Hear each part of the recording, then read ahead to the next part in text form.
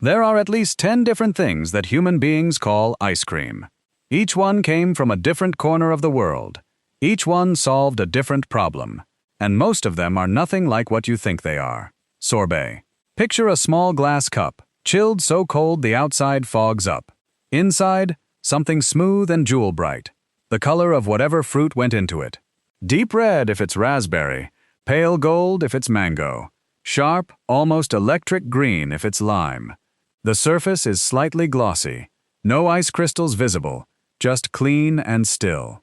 When a spoon breaks through the top of a sorbet and you lift the first bite to your mouth, there's no cream, no fat, no eggs, just cold, and then pure fruit, hitting your tongue with nothing in between.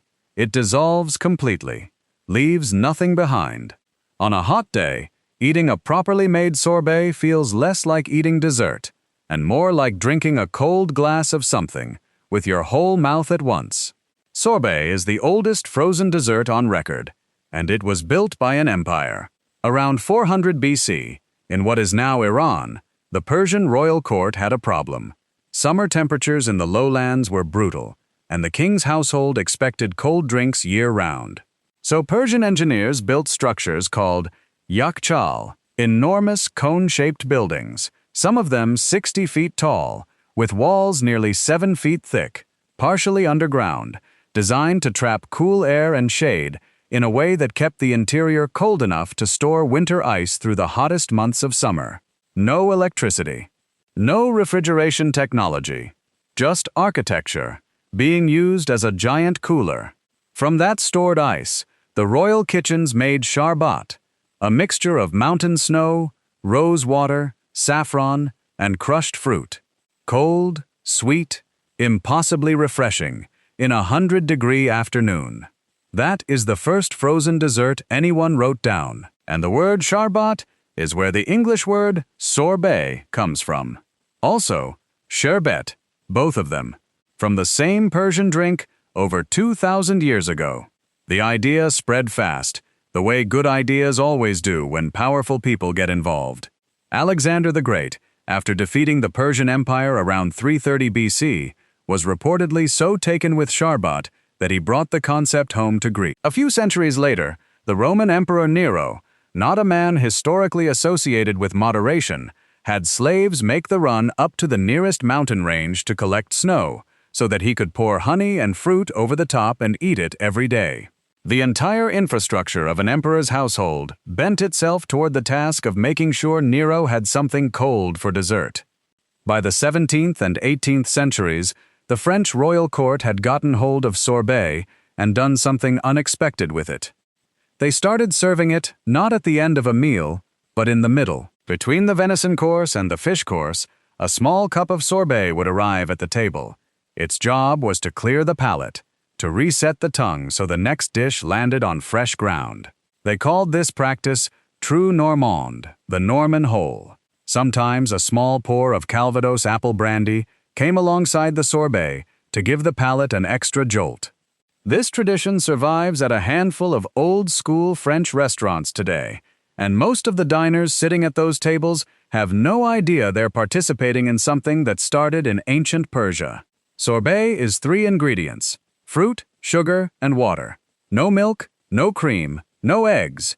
That's the whole recipe. It has never needed anything else. But eventually, someone decided that clean and simple wasn't enough. They wanted something richer, something that lingered. And in 1565, in the city of Florence, a man who designed military fortresses for a living was given one evening to figure out what that something might be. Gelato. Walk into a proper gelateria in Florence, and the first thing you notice is the color. The pistachio gelato is a green, so deep it looks almost unreal. The hazelnut is a warm amber. The stracciatella, vanilla threaded with fine chocolate, is white with dark ribbons running through it. Everything sits in low, wide trays, smooth and dense, scooped with a flat paddle rather than a round scoop. When that paddle lifts a portion and layers it into a cup, the gelato folds like something between ice cream and cold butter. It doesn't scoop into a perfect ball, it drapes. In your mouth, Gelato behaves differently than American ice cream. It's denser, there's more actual substance per bite, less air, and it's served at a slightly warmer temperature, which means it starts melting the moment it touches your tongue, instead of sitting there cold and firm. The flavor arrives fast and stays. Pistachio gelato at a good Florentine shop tastes so specifically like pistachio that it's almost startling, because there's nothing dulling it. No heavy cream coating your tongue first. Just the flavor, direct. That directness is the point. And it was invented by a man who designed cannons. Bernardo Buontalenti worked for the Medici family, the most powerful dynasty in Renaissance Florence, as their architect, military engineer, theatrical set designer, and apparently their go-to person for impossible assignments. In 1565, the Medicis were hosting a state dinner for King Charles V of Spain. These banquets were essentially competitive performances, each dish designed to demonstrate that Florence sat at the center of the civilized world. Buontalenti was handed the dessert course and told to make something nobody had ever tasted. He took whole milk, cream, egg yolks, sugar, and fresh citrus juice. He froze the mixture using a combination of ice and salt, a technique borrowed from Arab chemistry that allowed temperatures cold enough to solidify dairy. The result was richer and denser than anything sorbet had ever produced. The King of Spain ate it and said nothing. In the context of a 16th century royal banquet, silence from the guest of honor was the highest compliment the room could offer. The recipe spread through the Medici court, and then it crossed the Alps. When Catherine de' Medici left Florence in 1533 to marry the future King Henry II of France, she brought an entourage of Italian staff, including cooks. Whether she personally introduced gelato to the French court is debated by historians, but what's clear is that Italian frozen desserts made it to Paris during this period, and they changed what Parisians expected from a sweet course. The person who actually made gelato available to ordinary Parisians, not just the nobility, was a Sicilian fisherman's son named Francesco Procopio dei Coltelli. In 1686, Procopio opened a café on the Rue de l'Ancienne Comédie in Paris and started selling gelato in small glasses to anyone who walked through the door. The café, called Café de Procope, became one of the intellectual centers of the city. Voltaire drank coffee there most mornings. Rousseau came to write. Benjamin Franklin stopped in regularly during his years as the American ambassador to France. Napoleon Bonaparte, then just a young officer, was a regular customer, and on at least one occasion, he reportedly left his military hat as collateral when he didn't have enough to cover his bill. Café de Procope is still open. It is the oldest café in Paris. You can sit at a table where Enlightenment philosophers once argued about reason and freedom, order a cup of gelato, and eat something that hasn't fundamentally changed in over 300 years. One thing most people get wrong about gelato: it is not a lighter, healthier version of ice cream. American ice cream is typically churned with a lot of air incorporated. Sometimes up to 50% of its volume is air, which makes it fluffy and light. Gelato is churned slowly, with much less air, using whole milk instead of heavy cream. The result is denser and more concentrated. Per bite, gelato often has more calories than the same volume of American ice cream, not fewer. Calling gelato Italian ice cream, but lighter, to someone from Italy will get you a very patient look. In Italy, a proper gelateria makes its gelato fresh each morning. It doesn't get stored and served the next day. The texture you're eating at a good Italian gelato shop is the texture of something made a few hours ago by someone who has been doing this for years, in a city where people have been doing it for centuries. Kulfi. Kulfi doesn't look like Western ice cream at all. The traditional form is a small cone shape, sometimes a cylinder, unmolded onto a plate or served on a stick, the way a popsicle is. The color is pale gold or cream, sometimes with threads of saffron visible running through it, or flecks of crushed pistachio pressed into the surface. It doesn't glisten. It's matte, almost like cold butter. Dense-looking, without any of the lightness that soft serve or American ice cream suggests.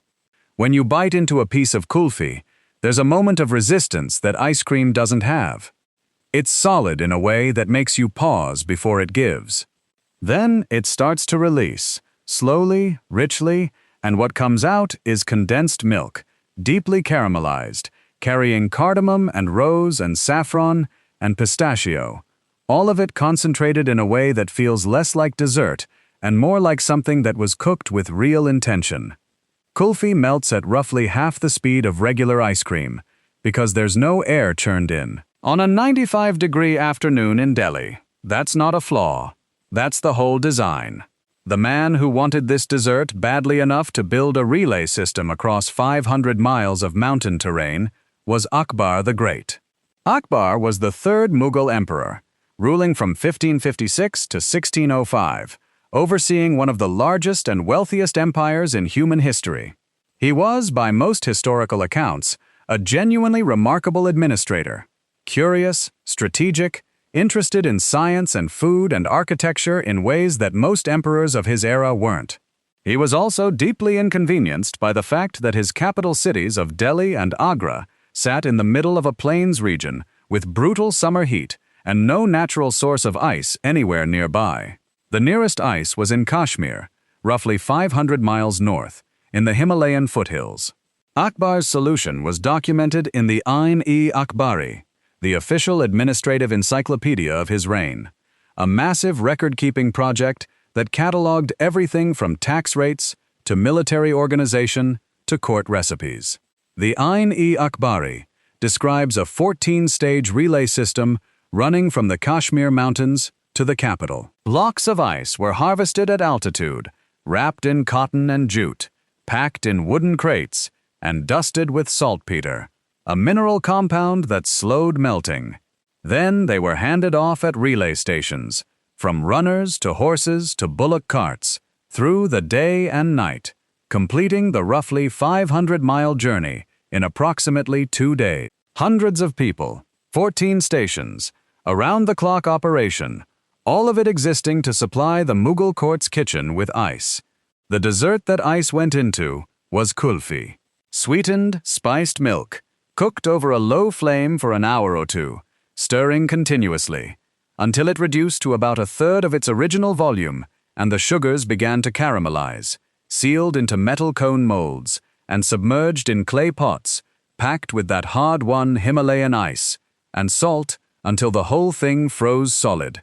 No churning, no air, just density and concentration and time. What strikes people today about the Ain-e-Akbari is that it records the saltpeter ice transport logistics with the same flat, administrative tone it uses to describe military campaigns and provincial tax collection. An empire of millions of people, with a record keeper precise enough to note exactly how the imperial court's frozen dessert supply chain worked. The kulfi wasn't a footnote, it was policy. Hard ice cream. Hard ice cream. The kind you get at an old-fashioned scoop shop, the kind that requires a metal scoop and some genuine muscle to get through, is what most Americans picture when they hear the word ice cream. A round ball, slightly glistening, smooth on the surface, with a little curl where the scoop turned. White for vanilla, deep brown for chocolate, pale pink for strawberry. Cold and firm when the spoon hits it, but giving way quickly once it's in your mouth, melting into something rich and fatty and sweet that coats everything. American-style ice cream is churned with a significant amount of air built in, which gives it that light, almost fluffy quality.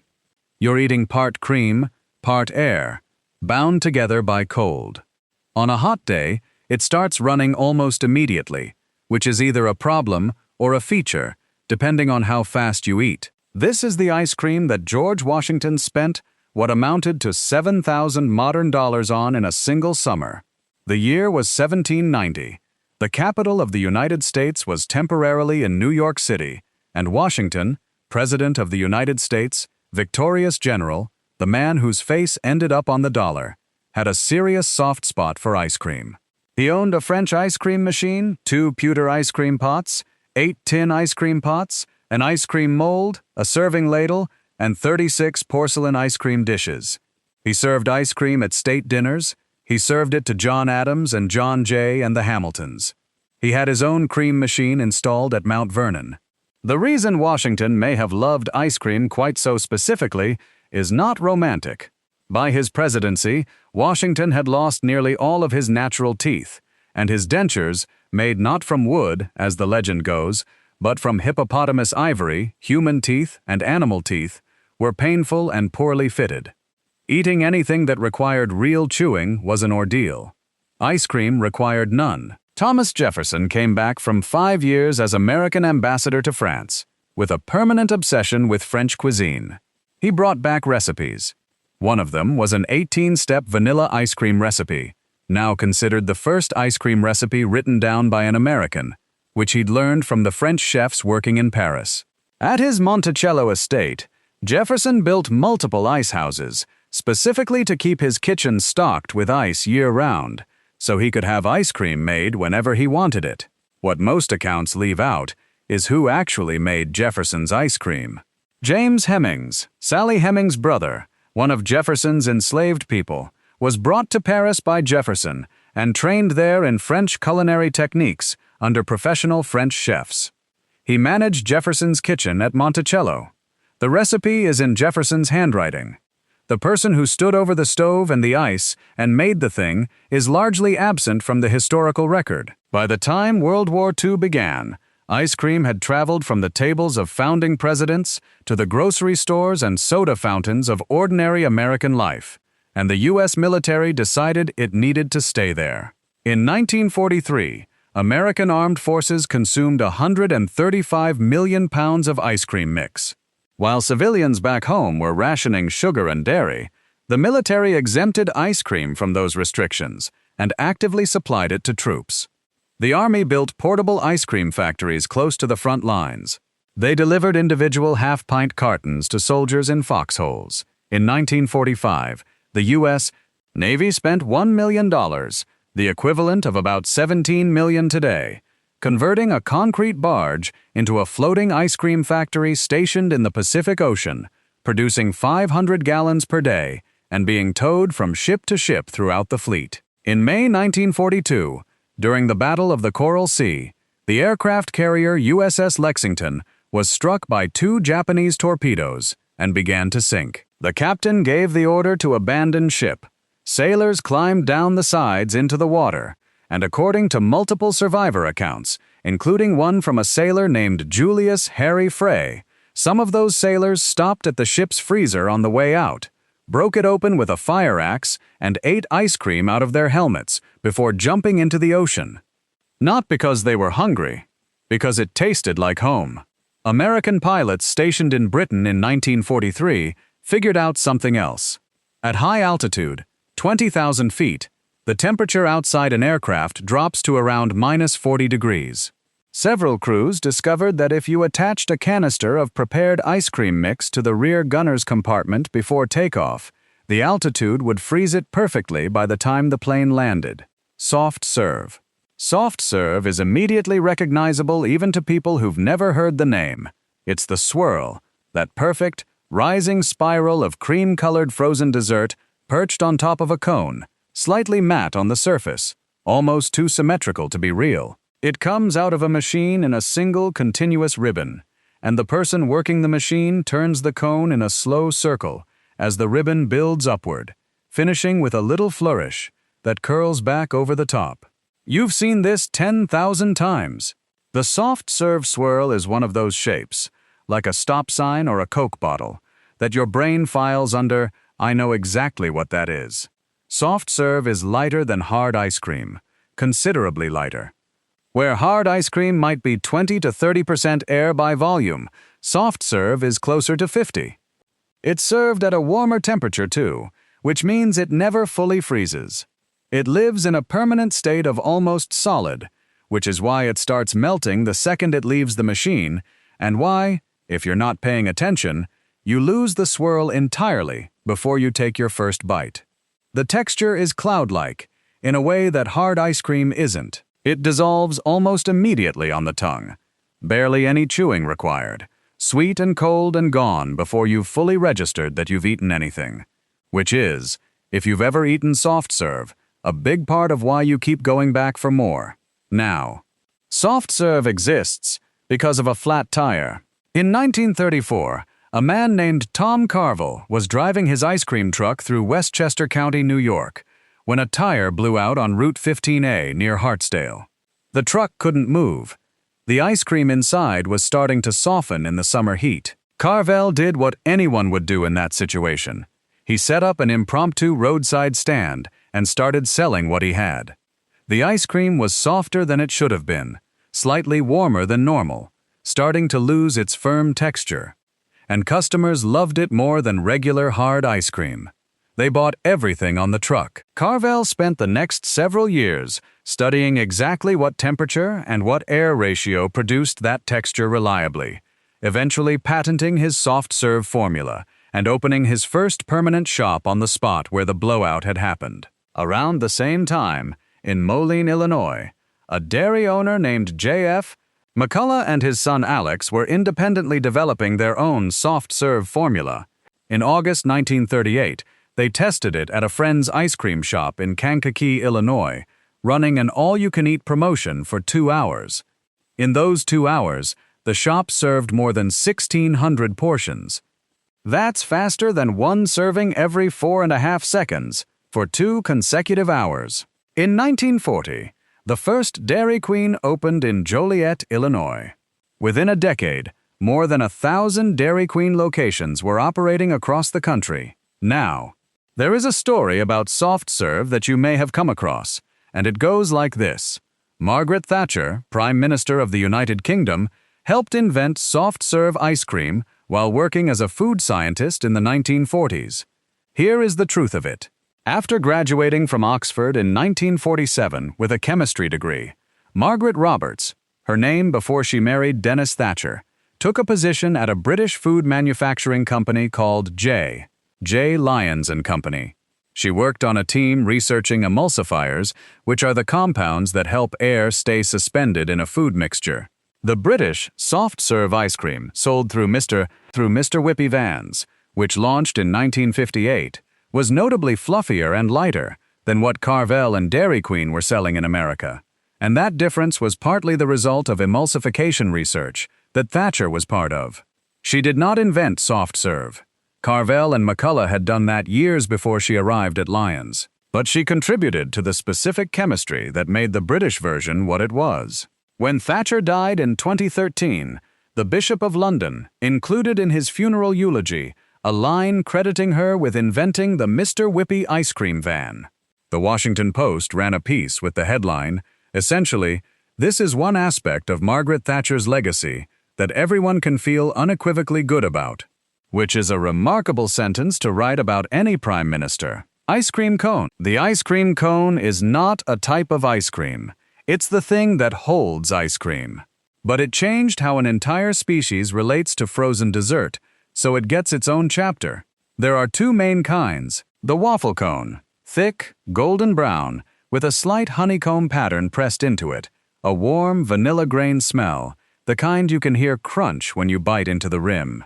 And the sugar cone, thinner, crispier, darker at the tip, a little more delicate. Both are completely edible. Both are designed to be eaten alongside the ice cream, so that by the time you reach the bottom, the cone has been soaking in melted ice cream from the inside and has turned soft and sweet and saturated.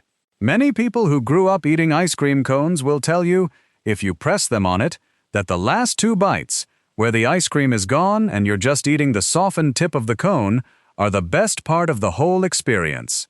Before the cone existed, ice cream was a sit-down thing. You needed a bowl, a spoon, and a place to put them. The cone turned ice cream into something you could carry, something you could walk with, eat on the street, hold in one hand while doing something else with the other. It made ice cream portable, and that portability is a big part of why ice cream eventually became available everywhere. The most widely told story about who invented the cone starts on a hot summer day in 1904, at the Louisiana Purchase Exposition in St. Louis, Missouri, the World's Fair. 20 million people attended that fair over the course of 7 months. It was one of the largest public gatherings in American history up to that point. And on a Missouri summer afternoon, the fairgrounds were genuinely sweltering. Ernest Hamwi was 18 years old and had recently arrived in the United States from Syria. He had a booth at the fair, selling zalabia, a crispy, wafer-thin pastry from the Middle East, cooked on a small griddle and dusted with sugar. Traditional street food from home, served at one of the most American events imaginable. The ice cream vendor in the booth right next to Hamwi's ran out of dishes. The line at his booth was still long. The vendor had no way to serve his customers. Hamwi picked up one of his fresh zalabia pastries, still warm and pliable off the griddle, and rolled it into a cone shape. He handed it to the vendor, who put a scoop of ice cream in it. The customer took it, liked it. Word spread down the fairground. Within hours, ice cream vendors all across the Louisiana Purchase Exposition were buying rolled waffles from Hamwi's booth to use as containers. After the fair ended, Hamwi partnered with a businessman to start the Cornucopia Waffle Company and later founded the Missouri Cone Company in St. Louis. He spent years afterward traveling around the country, giving away free ice cream cones to promote the product. The problem with this story, or rather, the complication, is that at least 6 other people at the same fair also claimed to have invented the cone on the same day. Dumar, a Lebanese immigrant; David Avayu, from Turkey; Albert and Nick Kabaz, from Syria; Arnold Fornaciu; Charles and Frank Menches, brothers from Ohio. A historian named Anne Funderburg eventually identified 7 competing origin stories for the ice cream cone, all of them set at the 1904 World's Fair. All of them at least partially plausible. What most of those claimants had in common, all except the Menches brothers, was that they were immigrants from the Middle East. The ice cream cone, one of the most quintessentially American summer objects, was invented by people who had arrived in the United States carrying recipes from the Arab world. One more thing, an Italian immigrant named Italo Marchioni had already filed a patent for an edible ice cream cup in December 1903, a full year before the World's Fair. His design was more of a flat-bottomed cup than a pointed cone. He collected no royalties from anyone who came after him. Granita. Pick up a glass of Granita in a Sicilian cafe and look at it before you eat it. The texture is visible from the outside. It's not smooth, not glassy, not uniform the way sorbet is. The surface is slightly rough, almost crystalline. The color depends entirely on what went into it. A sharp lemon yellow if it's lemon, a deep reddish brown if it's espresso coffee, a rich pale tan if it's almond. It looks like very finely shaved flavored ice, but the moment you put a spoon in it, you can feel the difference. It's not crumbly. It moves together, like wet sand that's been pressed lightly, firm enough to stay on the spoon. In your mouth, Granita does something that no other frozen dessert quite does. There's a fraction of a second, just barely perceptible, where you feel the individual ice crystals, fine but distinct, before they dissolve. A very slight, pleasant graininess, and then immediately pure flavor, cold and clean. No fat, no cream, no thickness. Just whatever went into it, concentrated and cold, and then gone. The lemon Granita at a proper Sicilian cafe tastes more like lemon than any other preparation of lemon you have encountered. The espresso Granita tastes like the best coffee you've ever had, frozen. In Sicily, Granita is not a dessert, it is breakfast. The tradition goes back to the 9th century, when Arab traders and soldiers occupied Sicily and brought sharbat with them. They combined crushed mountain ice with Sicilian citrus, which they found growing wild across the island, and sugarcane, which they had themselves introduced to Sicilian agriculture. That combination became Granita, and making it possible for centuries before refrigeration existed was a profession that no longer exists, the Niveroli. Every winter, the Niveroli, the snowmen, climbed the slopes of Mount Etna, the active volcano in eastern Sicily, and the ridges of the surrounding mountains. They packed snow into stone pits called neviere, natural caves sealed with layers of volcanic ash, ferns, and straw to insulate them. They filled those pits in January and February, tamping the snow down until it compressed into something close to ice, and then sealed them for summer. When the heat came and the demand came, they went back. They carved out blocks of ice, loaded them onto mules and carts wrapped in jute sacks, brought them down the mountain roads to the cities on the coast, and sold them to the cafes and bakers who would shave and flavor the ice and sell it to whoever was standing in the street outside. The Niveroli are gone. Mechanical refrigeration made them unnecessary sometime in the 20th century. Nobody wrote their names in any history book. Every glass of Granita served in Sicily today exists because of what those men did, and their names are not attached to it.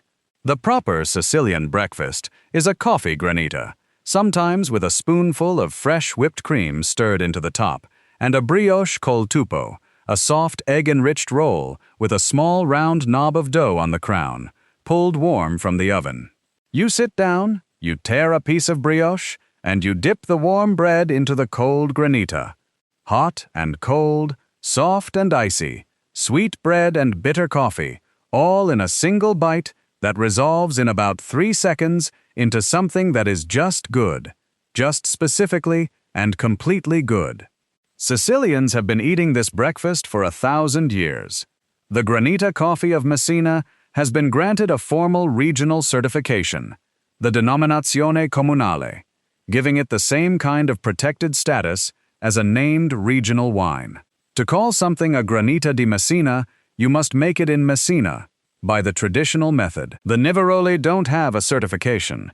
They have a Granita, frozen yogurt. Frozen yogurt looks almost identical to soft serve. Same machine, same swirl, same cone.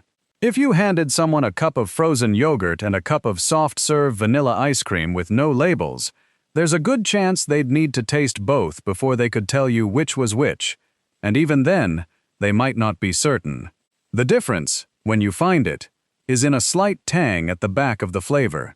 Soft serve is purely sweet, purely dairy fat forward.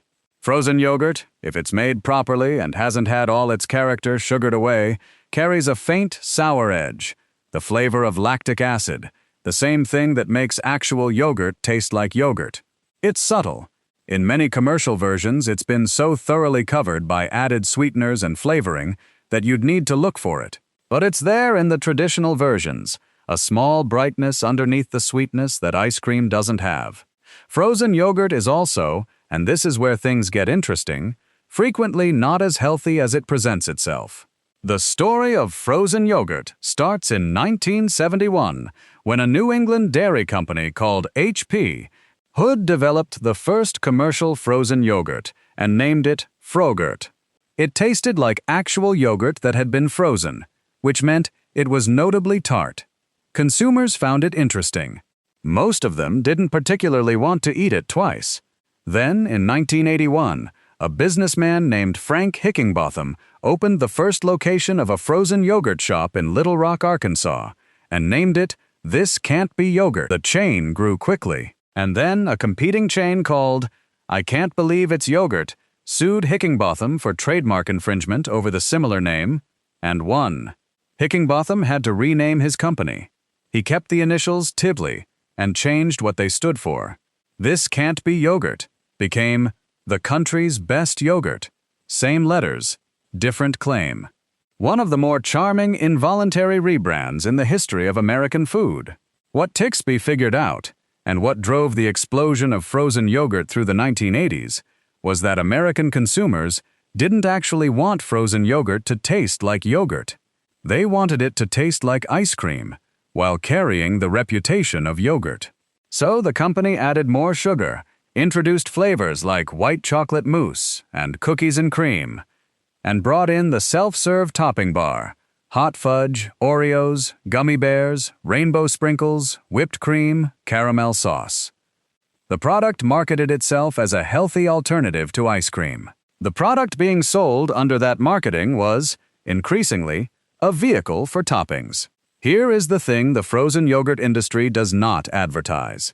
A large self-serve cup of frozen yogurt, loaded with toppings the way most people actually fill those cups, regularly comes out to more calories than a single scoop of regular ice cream from an old-fashioned ice cream shop. The self-serve, pay-by-weight format is specifically designed to let customers choose their own portions, and research on self-serve food consistently shows that people take more than they would if someone scooped it for them. Also, many commercial frozen yogurts don't actually contain live bacterial cultures because the freezing process kills them. The health positioning of frozen yogurt rests on the live cultures in real yogurt. A frozen yogurt that doesn't have live cultures is essentially sweet, slightly tangy ice cream. In 2005, a Korean-American chain called Pinkberry opened in Los Angeles and started the second major frozen yogurt wave, returning to a tartar flavor and a sleek visual aesthetic that photographed extremely well. The self-serve model spread everywhere. For about 6 years, frozen yogurt shops opened faster than almost any other food concept in American cities. By the early 2010s, the majority of those shops had quietly closed. Mochi ice cream. Mochi ice cream is smaller than you expect. The size of a large grape, maybe a golf ball at the biggest. Round and slightly flattened, like a small pillow. The outside is matte and slightly powdery, dusted with cornstarch to keep it from sticking, and comes in pale colors that signal the flavor inside. Soft green for matcha, deep green for pistachio, pale yellow for mango, white for vanilla, lavender for ube. It looks almost too neat to eat, like something decorative. When you bite in, two things happen at once, and the combination is unlike anything else in the frozen dessert world. The outer layer of mochi, made from glutinous rice that's been pounded into a smooth, elastic dough, has a slight chewiness to it, a gentle resistance, not sweet exactly, but not plain either, with a very faint grain flavor underneath. And then the ice cream inside, which has been frozen solid, meets the warmth of your mouth and starts going soft and cold at the same time, chewy and giving way, solid and melting. Two textures in one bite, in about a second and a half, and then it's gone, and you want another one. There was no mochi ice cream before 1993. It didn't exist in Japan. It didn't come from a Japanese culinary tradition. A Japanese-American woman in Los Angeles made it up. Frances Hashimoto grew up in the Little Tokyo neighborhood of Los Angeles. Her family ran a Japanese confectionery called Mikawaya, making traditional Japanese sweets for the Japanese-American community in the city. In 1942, when Frances was 3 years old, the United States government sent her family, along with over 100,000 other Japanese Americans, to an internment camp. They lost their business. They lost most of what they had built. When the war ended, they came back to Los Angeles and started over. Frances eventually took over Mikawaya from her parents. She ran it for decades, keeping the traditional Japanese confectionery business alive in a city that was changing around it. In the late 1980s, she and her husband Herbert visited Japan. They ate daifuku, a traditional Japanese sweet made from soft mochi rice cake wrapped around sweet red bean paste. Frances came home with an idea. She spent years working out the technical problems. Mochi behaves very differently at freezer temperatures than at room temperature, and getting the dough to stay pliable and soft while keeping the ice cream filling firmly frozen required significant experimentation. She had to figure out the right ratio of rice to water in the mochi, the right thickness so it wouldn't tear when you tried to eat it, the right size so the whole thing could go in your mouth in 1 or 2 bites. In 1993, Mikawaya began selling mochi ice cream. It sold first in Japanese-American grocery stores and community shops, then at Trader Joe's, then at Whole Foods and every major supermarket chain. Today, mochi ice cream is sold in over 45 countries, including Japan, where younger Japanese consumers now buy it as a novelty, a modern spin on their traditional mochi form, while having no particular awareness that the combination was invented in a Los Angeles shop by a woman whose family had been imprisoned by the American government 50 years earlier. Frances Hashimoto did not slow down after the mochi ice cream business took off. She became one of the most active advocates for formal government acknowledgement of the Japanese-American internment. In 1988, Congress passed the Civil Liberties Act, a formal government apology, and a payment of $20,000 to each surviving internee. It was one of the most significant civil rights acknowledgments in American legislative history. She died in 2012. For many Americans, mochi ice cream was the first Japanese food they ever tasted. The ice cream truck. The ice cream truck is not a type of ice cream either. It's a vehicle. But the experience of hearing one coming down your street when you were a kid is one of those sensory memories that doesn't fade the way most things do. It's still in there, decades later, attached to something that feels like pure possibility. So it gets its own chapter too. The standard American ice cream truck is a converted van or small truck, usually white or brightly colored, with a service window cut into one side and a loudspeaker mounted on the roof. Inside, a chest freezer stocked with pre-packaged bars and pops, or a soft-serve machine, or both. Outside, a recorded melody looping continuously from that roof-mounted speaker. The melody gets louder as the truck gets closer, and fades as it rounds the corner and moves on. If you grew up anywhere in the American suburbs between the 1950s and the 1990s, the sound of that melody arriving from a few blocks away triggered a very specific chain reaction. Locate adult, locate money, get to the curb before the truck does. The ice cream truck as we know it started in 1920 in Youngstown, Ohio. A candy maker named Harry Burt had just developed a chocolate coating that hardened around ice cream without sliding off, and he'd figured out how to mount bars of this coated ice cream on wooden sticks. The idea came from his son, who suggested it when Burt was trying to work out how people would hold the thing. He named the product the Good Humor Bar, bought a fleet of 12 refrigerated trucks, dressed the drivers in white uniforms designed to evoke cleanliness and medical trustworthiness, and sent them out into Youngstown's neighborhoods. To alert neighborhoods to the truck's approach, Burt equipped each driver with a set of sleigh bells, the same kind he'd seen on his son's sled in winter. The bells rang as the truck moved down each street, and people heard them and came outside. Good humor spread quickly through the eastern United States, and then, in 1929, the Chicago outfit sent someone to the Good Humor factory on Armitage Avenue with a request for $5,000 in protection money.